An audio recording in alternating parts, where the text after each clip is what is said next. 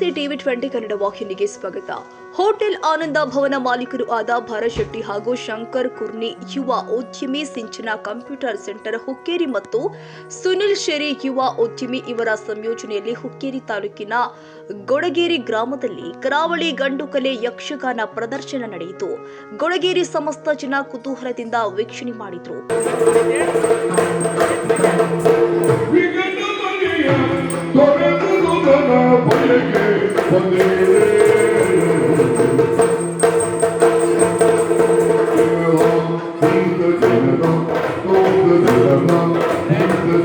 ಹಾಗೂ ಕಲಾವಿದ ವಿಶ್ವನಾಥ್ ಹೆಣ್ಣಬೇಲ್, ಗಣೇಶ್ ಆಚಾರ್ಯ, ನಂದೀಶ್ ಜನದಿ ಹಾಗೂ ಮೇಳದ ಪ್ರಮುಖರು ಆದ ಸದಾಶಿವ ಅಮೀನ್, ದಿನಕರ ಅವರಿಗೆ ಸನ್ಮಾನ ಮಾಡಿ ಗೌರವಿಸಲಾಗಿದೆ.